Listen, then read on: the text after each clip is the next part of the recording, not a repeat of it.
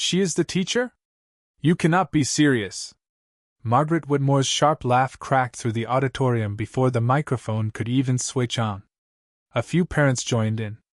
Others exchanged awkward smiles. The fluorescent lights hummed overhead, washing the polished hardwood floor in a cold white glow as every face slowly turned toward Evelyn Brooks. She stood beside the presentation screen, her lesson binder held neatly against her chest, fingers steady even as the laughter echoed off the brick walls. The scent of fresh floor wax mixed with burnt coffee drifted through the crowded room. Somewhere in the back, a folding chair scraped across the floor with a harsh metallic squeal. Evelyn did not look away. She simply inhaled once, slowly. Margaret folded her arms and looked toward the front row where the principal Saturday. "Our children deserve excellence," she said loudly. "Not a diversity experiment." The room went still for half a second before several parents nodded. One father whispered something that drew another round of quiet chuckles. Evelyn heard every word. She had learned long ago that silence often carried more weight than shouting. Richard Collins, the principal, remained seated. His face revealed nothing. No defense. No interruption. Just two hands folded neatly across a leather folder resting on his lap. That silence hurt more than the insults. Evelyn felt the warmth drain from her fingertips. She had spent months arriving before sunrise, tutoring struggling students without charging $1, buying notebooks with her own paycheck, staying until the custodians locked the building. None of those hours seemed to exist inside this room. Margaret took one slow step toward the center aisle, expensive heels clicking against the polished floor. "My son came home talking about feelings instead of competition," she continued. "Maybe that works wherever she came from, but not here." Several parents murmured in agreement. A teacher near the side wall lowered his eyes instead of speaking. Another quietly looked toward the principal, waiting. Richard Collins still did not move. Evelyn reached for the remote beside the laptop, intending to begin her presentation anyway. The plastic felt cool against her palm. Before she could press the first button, Margaret spoke again. "Why waste everyone's evening?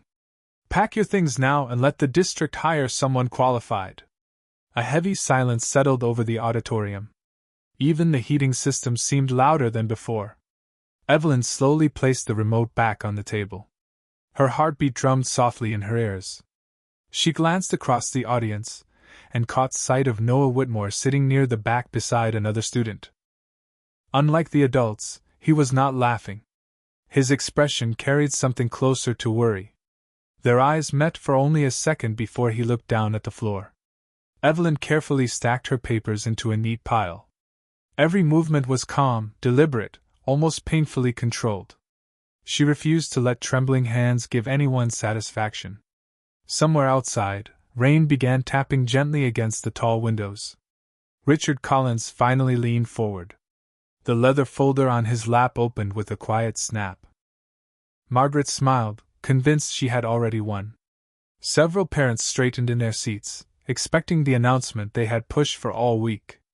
Evelyn lowered her eyes, preparing herself for words she had rehearsed hearing 100 times in her imagination. Richard stood.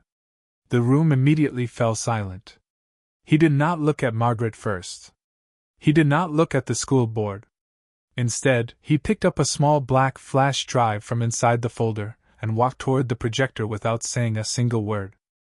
As the screen flickered to life, Margaret's confident smile began to fade, because whatever was stored on that tiny drive was something nobody in the room had expected to see.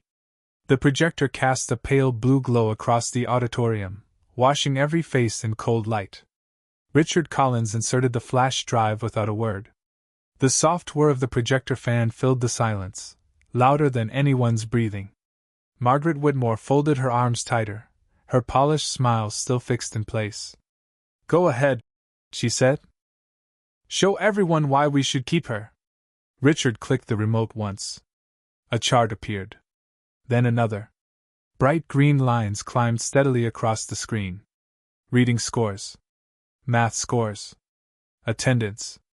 Every graph rose higher after one date, the day Evelyn Brooks joined the school. Whispering spread through the room like a slow wind. A school board member leaned closer, adjusting his glasses. Another quietly reached for the printed reports sitting untouched in front of him. Richard still said nothing. He pressed the button again. Student essays replaced the charts. Anonymous comments filled the screen. She stayed after school until I understood fractions. She bought me lunch when I forgot mine. She told me I was not stupid. The laughter from only moments earlier vanished completely. Even the fluorescent lights seemed to buzz more softly now. Margaret glanced around, expecting someone to challenge the display, but no one spoke. Evelyn remained near the podium, her hands gently resting on the stack of papers she had almost packed away. She had never expected anyone to know about those afternoons. Richard advanced to another slide. Security camera timestamps appeared beside classroom photos. 6:45 every morning. 5:38 every evening. Day after day. Snow. Rain. Bright sunshine. Evelyn was always there before anyone else and almost always the last to leave. One teacher lowered his head. Another quietly wiped moisture from the corner of her eye. Margaret's confidence began to crack. Data can be manipulated, she said, though her voice carried far less certainty than before. Richard looked directly at her for the first time. You are right, he replied calmly. Which is why I did not stop there. He clicked again. The auditorium speakers filled with recorded voices. Parents. Dozens of them. My daughter finally loves school. My son stopped pretending to be sick every Monday. Miss Brooks changed our family. The sound wrapped around the room, impossible to ignore. Margaret slowly turned toward her son. Noah stared at the screen without blinking. His backpack rested against his sneakers, one strap wrapped tightly around his hand. Richard stepped away from the projector and walked toward the front row. His dress shoes echoed across the hardwood floor, each step deliberate. Mrs. Whitmore, he said quietly, you asked whether she belongs in this school? He reached into the leather folder one final time and removed a single sealed envelope. Thick ivory paper. The school district seal shimmered beneath the overhead lights. Several board members immediately recognized it. Their expressions shifted from curiosity to disbelief. Evelyn frowned. She had never seen that envelope before. Richard held it carefully between both hands, almost as though it carried more weight than paper should. Margaret's eyes narrowed. What is that? She asked. Richard met Evelyn's gaze for only a brief second before facing the audience again. This arrived yesterday afternoon, he said. I plan to announce it next month. He slowly broke the seal. The crack of the envelope echoed through the silent auditorium, and before he unfolded the letter, a voice suddenly rose from the very back of the room. Wait! Noah stood up, his face pale, his hands trembling. Every head turned toward him as he took one hesitant step into the aisle and whispered, None of you know what Miss Brooks did for me, and my mom does not know either. The air seemed to disappear from the auditorium as every head turned toward Noah Whitmore. Even the faint buzz of the projector felt unnaturally loud. Margaret's confident posture faltered for the first time that evening. Noah, she said, forcing a smile that did not reach her eyes, sit down.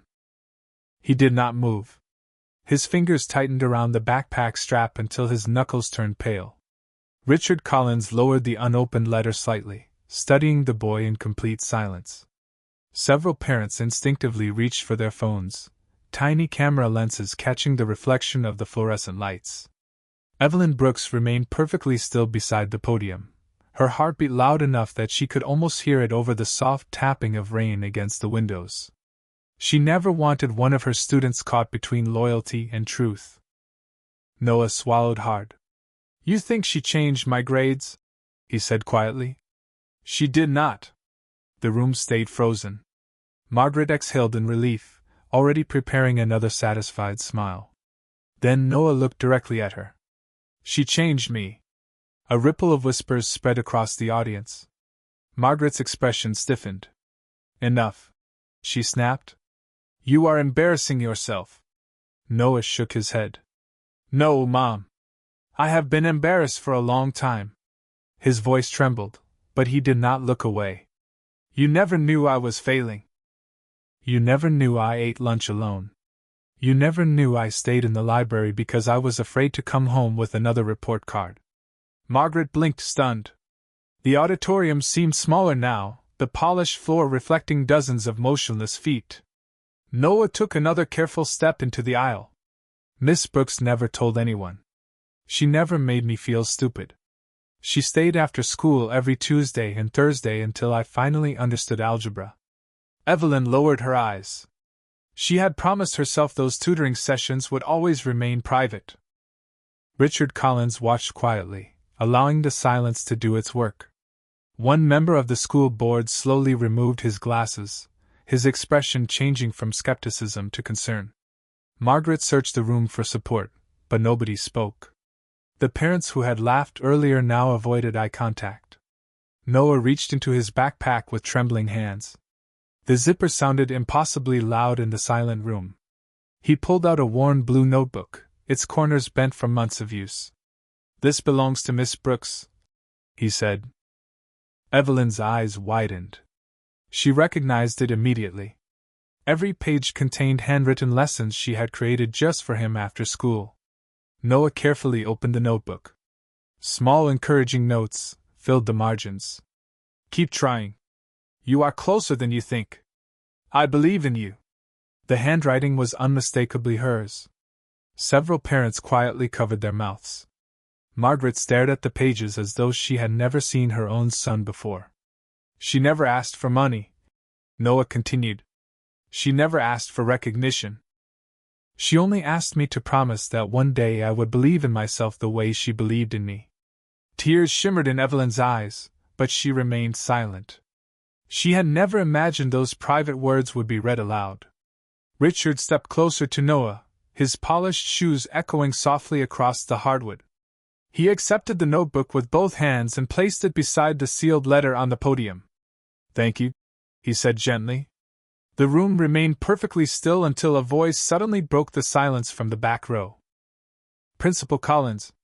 A district superintendent had quietly entered without anyone noticing. Rain glistened on his dark overcoat as he held another envelope stamped with the state seal. He looked first at Evelyn, then at Richard, before saying in a calm but unmistakably serious voice, "I believe everyone here deserves to know why the State Department of Education requested Miss Brooks by name." The district superintendent did not sit down. Rainwater glistened on the shoulders of his dark coat as he walked slowly toward the stage, the sealed envelope steady in his hand. The whispering inside the auditorium swelled, then died again. Every phone camera remained raised. Margaret Whitmore stared at the state seal, her pulse suddenly louder than the rain outside. Richard Collins stepped aside without hesitation. "Please," he said quietly. The superintendent nodded once, then faced the audience. "This meeting has become about qualifications," he said. "Perhaps it is time we discuss them." He opened the envelope. The crisp sound of paper unfolding echoed through the silent room. Evelyn Brooks felt her stomach tighten. She had not submitted anything to the state in months. She had no idea what he was about to read. "Earlier this year," the superintendent continued, "our department launched a statewide review of schools showing the fastest academic recovery among struggling students." Several board members exchanged confused looks. Margaret folded her arms again, trying to reclaim her confidence. "This has nothing to do with tonight," she interrupted. The superintendent calmly looked at her. "It has everything to do with tonight." He lifted the letter slightly higher. "Out of more than 8,000 public school teachers evaluated, one educator was selected to lead a statewide mentoring initiative for teachers working with at-risk students." A stunned silence spread through the room. Margaret forced a short laugh. "Surely that was not—" He did not let her finish. "Miss Evelyn Brooks." No one moved. Even the projector fan seemed to stop humming. Evelyn blinked, almost expecting someone to correct the mistake. "There has to be some confusion," she whispered. Richard looked toward her with the faintest smile. "There is not." The superintendent continued reading. "The review committee noted something unusual. Schools focused on test scores. Consultants focused on curriculum. Administrators focused on attendance. Miss Brooks noticed something every report missed. Curious eyes turned toward Evelyn. She lowered her gaze, uncomfortable with the attention. She identified patterns of silent academic withdrawal. Students who attended class, completed assignments, and still believed they were failures. Her intervention model reduced absenteeism, increased achievement, and improved student confidence without expensive programs or outside consultants. The room absorbed every word. A school board member slowly leaned back, visibly shaken. Margaret's jaw tightened. She was just doing her job. She replied sharply, though the certainty had disappeared from her voice. No, Richard answered before anyone else could speak. She was doing far more than anyone realized. Noah looked proudly toward Evelyn, while several parents who had laughed earlier quietly lowered their phones. Their expressions had changed from curiosity to embarrassment. Evelyn finally found her voice. "I never wanted recognition," she said softly. "The children needed someone to see them before they gave up on themselves." The words settled over the auditorium with unexpected weight. For a brief moment, no one argued. Then Margaret stepped forward again. Her expensive heels struck the hardwood floor with sharp, impatient clicks. "One award changes nothing," she said. "Parents still deserve answers." Her voice was firmer now, but beneath it lived something new, fear. She looked around the room, searching for allies, yet found only uncertain faces. Richard slowly reached for the blue notebook Noah had handed him. He rested it beside the state letter. "Mrs. Whitmore," he said carefully, "tonight was never supposed to become public." He drew one final document from inside his leather folder, thicker than the others and marked confidential across the top. The school board members immediately recognized the label. One of them stood halfway from his chair before sitting back down again. Margaret's color drained. Richard looked directly at her. "This document explains why I refused your request to remove Miss Brooks 3 weeks ago." The room became so quiet that the rain against the tall windows sounded like distant applause. Margaret's lips parted, but no words came.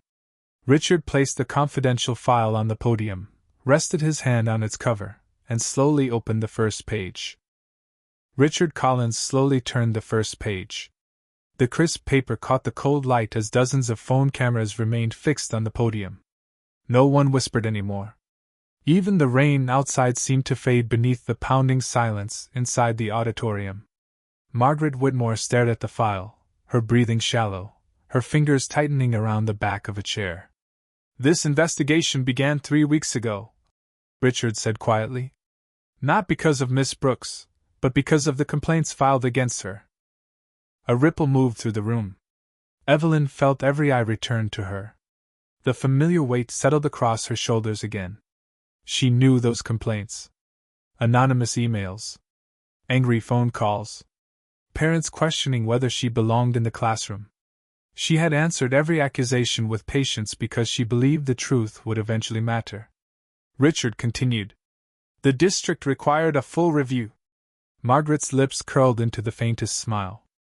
"Exactly," she interrupted. "Finally." Richard did not acknowledge her. He lifted another document from the file. "Investigators interviewed teachers, parents, students, administrators, classroom aides, and outside observers." He paused just long enough for the room to lean closer. Not one finding supported the accusations. Margaret's smile disappeared. Richard laid several pages across the podium. Every complaint was found to be unsubstantiated. A low murmur rolled through the audience. Several school board members quietly exchanged uneasy looks. One parent lowered his phone completely. Margaret stepped forward, her heels striking the hardwood with sharp echoes. "That proves nothing," she said. "People can hide who they really are." Richard finally looked directly at her. "You are correct," he answered calmly. "Which is why investigators also examined where the complaints originated." The auditorium seemed to shrink. Evelyn's heartbeat echoed in her ears. She had never asked to know who filed them. She never wanted revenge. Richard unfolded one final report. Every anonymous complaint came from the same internet account. Margaret froze. Richard continued before anyone could interrupt. The account was traced to a private network registered to the Whitmore Foundation offices. A stunned gasp swept across the room. Margaret's face lost its color. That is impossible. The report includes timestamps, devices, and verification from the District Technology Office, Richard replied. We delayed this meeting until the investigation was complete. Noah slowly lowered his head. The movement was almost too small to notice, but Evelyn saw it immediately. Shame had settled over the boy long before tonight. Margaret looked desperately around the auditorium, searching for someone to challenge the findings. No one spoke. Parents who had applauded her only minutes earlier now avoided her eyes. One school board member quietly closed his notebook. Another folded his hands without saying a word. Margaret's voice cracked for the first time. I was protecting this school, Richard answered softly. You were trying to decide who deserved to belong here before you ever knew them. The words landed harder than anyone expected. Evelyn remained silent. There was no satisfaction on her face. Only sadness. She glanced toward Noah, who looked as though the floor beneath him had disappeared. Then something unexpected happened. Noah stepped toward the podium, tears gathering in his eyes. It was not only Mom, he whispered. The room stopped breathing. Margaret turned sharply. Noah! He could barely force out the next words. I found the first complaint on her laptop. His voice trembled. And I pressed send. The confession shattered the silence. Margaret closed her eyes as if the truth itself had become too heavy to carry. Richard slowly lowered the investigation file. Evelyn looked at Noah, not with anger, but with heartbreaking compassion.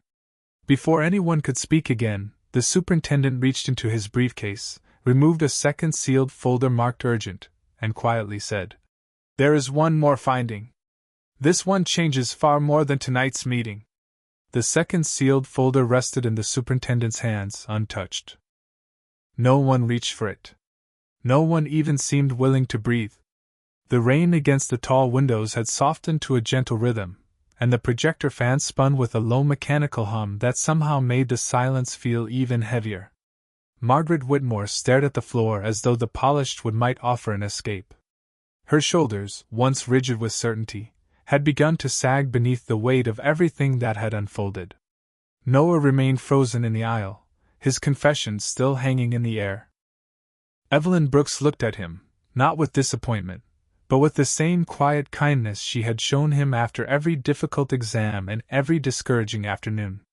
That expression unsettled the room more than anger ever could have. Richard Collins slowly closed the investigation file. The soft thud echoed across the auditorium. He glanced toward Evelyn, expecting relief on her face. Instead, he saw concern. She was not looking at the adults. She was looking only at Noah. You do not need to carry all of this alone, she said softly. Her voice barely rose above the hum of the lights, yet every person heard it. Noah's eyes filled again. I lied, he whispered. Evelyn gently shook her head. You were afraid. Those 4 words landed harder than every accusation that had come before. Several parents lowered their phones. One mother quietly slipped hers into her purse without breaking eye contact with Evelyn. The atmosphere had changed.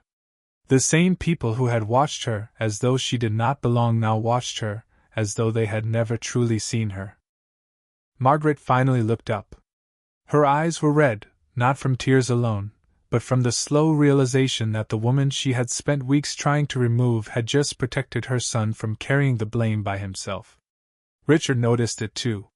He folded his hands and stepped back from the podium, allowing the moment to belong entirely to Evelyn.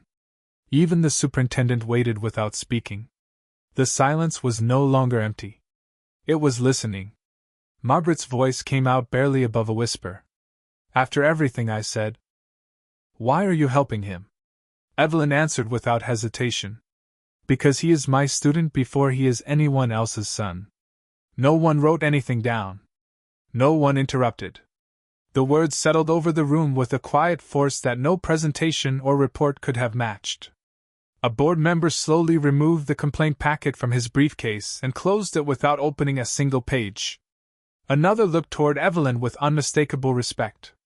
The fluorescent lights reflected across the metal edge of the podium while a phone vibrated softly somewhere in the audience before falling silent again. Richard noticed several parents exchanging embarrassed glances. They were no longer measuring Evelyn against rumors. They were measuring themselves against her composure. The superintendent finally lifted the second folder. His expression, however, had not relaxed. If anything, it had grown more serious. "Miss Brooks," he said carefully, "there is one reason this document has not been discussed tonight." Evelyn frowned slightly. "I do not understand." He held the unopened folder against his chest. "Because it does not concern what happened to you." The room stiffened again. Richard's eyes narrowed. Margaret instinctively reached for Noah's shoulder. The superintendent continued, his voice calm but unmistakably urgent. "It concerns something happening inside this school that only one teacher noticed months ago." Evelyn's expression changed for the first time all evening. The calm certainty in her eyes gave way to recognition. She knew exactly what he meant. Richard saw it immediately. "Evelyn," he said quietly. She looked toward him, then toward the students seated along the back wall, her face suddenly drained of color. Before anyone could ask another question, the superintendent slowly opened the folder and revealed a photograph. Richard stared at it for one long second, then looked up at Evelyn in stunned silence. Richard Collins stared at the photograph as though the air had vanished from the auditorium. The glossy paper trembled almost imperceptibly between his fingers. Every phone camera remained pointed toward the stage, their tiny recording lights glowing red in the dim room. No one asked a question. No one dared to interrupt. The superintendent slowly turned the photograph toward the audience. It showed a classroom during lunch hour. Desks had been pushed together. Several students sat quietly around them, not eating, not talking. In the center of the circle sat Evelyn Brooks, listening. Nothing dramatic. No presentation. No lesson. Just children who looked as though someone had finally noticed them. Richard swallowed hard. "This was taken during an unannounced state observation," the superintendent said. "Our reviewers expected to evaluate instruction. Instead, they witnessed something they could not measure with test scores." The room remained perfectly still. Margaret Whitmore looked at the photograph, confused at first, then unsettled. "What are we supposed to be seeing?" she asked. The superintendent answered without looking away from the image. "Students who had stopped asking for help anywhere else." He placed the photograph beside the blue notebook Noah had carried for months. 3 of these children were identified as being at high risk of leaving school within the year. Every one of them stayed. Richard slowly exhaled. He remembered those reports now. He had celebrated the improved attendance without ever asking why it happened. Evelyn had never taken credit. She had simply kept showing up every morning before sunrise. A father in the third row lowered his head. His daughter appeared in the corner of the photograph, smiling for what looked like the first time in months. His wife quietly reached for his hand. The silence spread through the auditorium like gentle rain. Margaret's confident posture finally collapsed. She looked from the photograph to Evelyn, searching for anger, triumph, anything that might justify the weeks of accusations. She found none. Evelyn stood exactly where she had stood at the beginning of the meeting, shoulders relaxed, hands folded, eyes calm. The absence of bitterness unsettled Margaret more than any argument could have. "Why did you never tell anyone?" Richard asked softly. Evelyn looked at the photograph for a long moment before answering. "Because children are not projects," she said.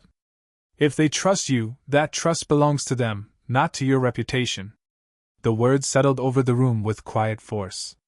Several parents slowly lowered their phones altogether. No one seemed interested in recording anymore. They were simply watching. The superintendent nodded.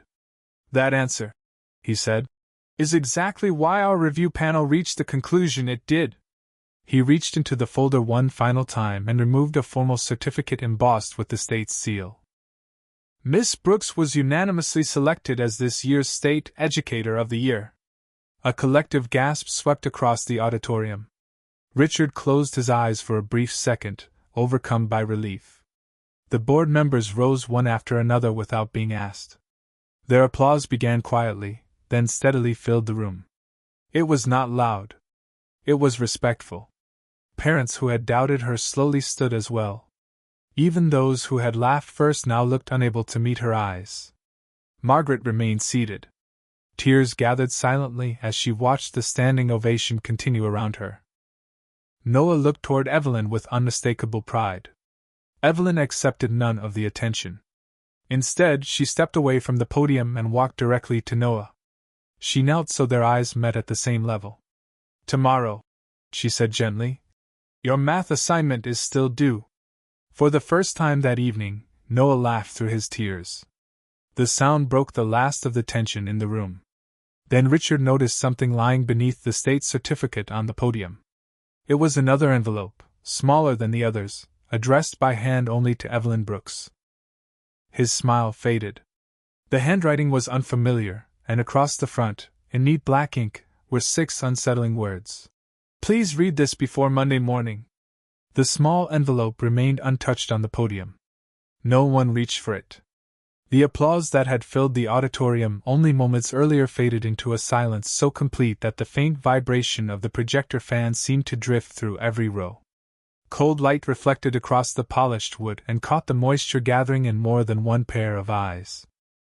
Richard Collins looked from the envelope to Evelyn Brooks, then quietly stepped back. "It belongs to you," he said. Evelyn did not pick it up. Instead, she looked across the room. The faces staring back at her were no longer guarded or skeptical. They were searching for something they could not quite put into words. Parents who had refused to shake her hand only an hour before now lowered their eyes when she met their gaze. Margaret Whitmore remained seated, shoulders slumped, her carefully composed confidence gone. Noah stood beside her, uncertain whether to comfort his mother or stay where he was. Evelyn slowly walked toward them. Her footsteps echoed gently across the hardwood floor. No cameras flashed. No one whispered.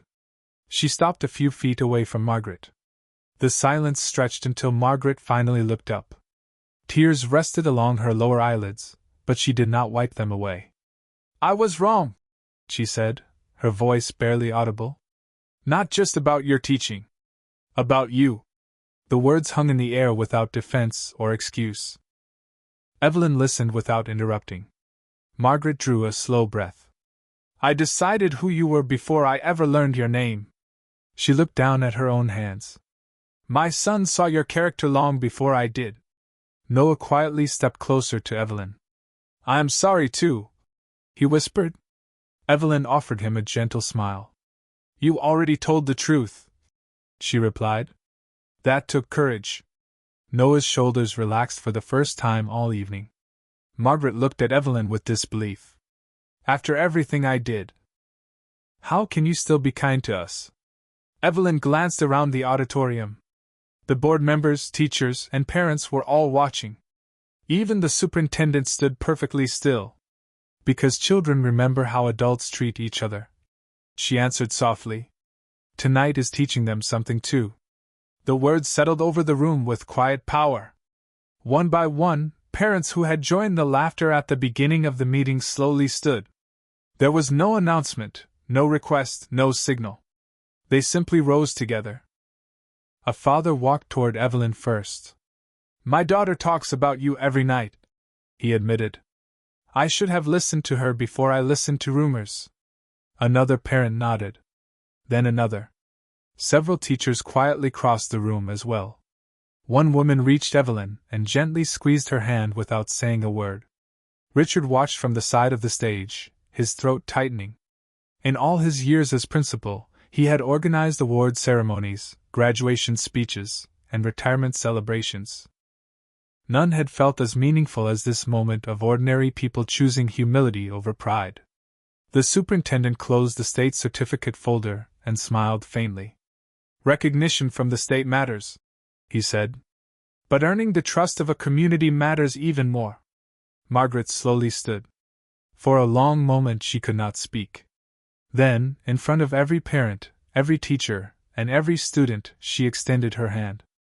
Evelyn looked at it only briefly before accepting it with quiet grace. The room did not erupt into applause this time. The silence itself carried more weight than applause ever could.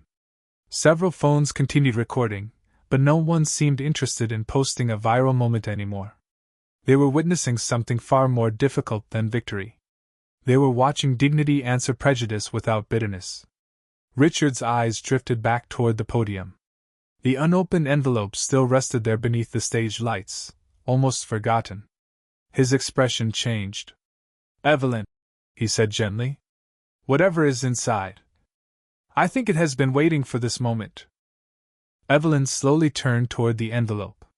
As her fingers finally touched the paper, she noticed one detail no one else had seen before. Beneath the handwritten message was a signature that made her heart stop. The auditorium remained perfectly still as Evelyn Brooks turned the envelope over in her hands. The paper felt worn, as though it had traveled a long way before reaching her. Afternoon light filtered through the rain-streaked windows, casting soft reflections across the polished floor where only an hour earlier laughter had echoed. Now there was only silence. She carefully unfolded the letter. Richard Collins watched from a respectful distance. Margaret Whitmore lowered her eyes. Even the superintendent waited without speaking. Evelyn smiled before anyone else could understand why. "It is from Mrs. Eleanor Grant," she said quietly. A gentle murmur moved through the room. Eleanor Grant had been Evelyn's third-grade teacher nearly 30 years earlier. The letter had been written only weeks before Eleanor's passing.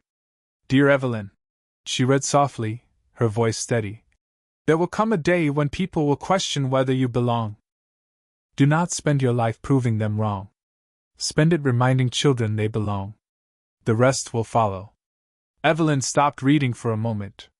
The room felt warmer somehow, though the rain still tapped against the windows. Richard looked down, blinking away tears he had not expected. Margaret covered her mouth with trembling fingers. Every cruel word she had spoken now echoed differently inside her own heart. Evelyn folded the letter with the same care she had opened it. "She believed in me long before I believed in myself," she whispered. "Everything I tried to give my students began with what she gave me." No one applauded. No one wanted to interrupt the quiet truth settling over the room. Richard stepped forward and picked up the State Educator of the Year certificate. Instead of handing it to Evelyn immediately, he paused. Then, in front of every parent, teacher, and student, he extended both hands and bowed his head slightly before offering it to her. It was not a grand gesture. It was respect. Evelyn accepted the certificate with both hands, meeting his eyes with a grateful nod. Across the auditorium, Margaret slowly approached. There was no confidence left in her stride, only honesty. "Miss Brooks," she said softly, "if you will allow it, I would like to volunteer in your classroom." Evelyn searched her face for a long moment. What she found was not pride. It was change. She smiled gently. "The children will be happy to meet you." Noah looked from his mother to Evelyn, relief spreading quietly across his face. Around them, parents who had once stood divided now began speaking with one another instead of about one another. The room that had opened with suspicion now closed with understanding. One by one, the phones recording the moment were lowered. Some stories were too personal to fit inside a screen. As the meeting finally ended, footsteps echoed softly through the nearly empty hallway. The fluorescent lights dimmed for the evening. Custodians rolled their cleaning carts past classrooms where tomorrow's lessons already waited on the whiteboards. Evelyn lingered at the doorway of her classroom for just a moment. Children's drawings covered one wall. A row of backpacks rested beneath bright paper stars, each one carrying a student's name. She placed Eleanor Grant's letter inside the top drawer of her desk beside Noah's blue notebook. Then she turned off the classroom lights. Through the narrow window in the door, the first light of sunset stretched across the empty desks, warm against the quiet room. Richard passed the hallway without saying a word. He simply stopped, looked through the glass, and tipped his head with quiet respect before continuing on. Evelyn waited until his footsteps faded into the distance. Then she smiled to herself, picked up tomorrow's lesson plan, and walked back into the classroom, because long after the applause was forgotten, kindness was still waiting for the first student who walked through that door.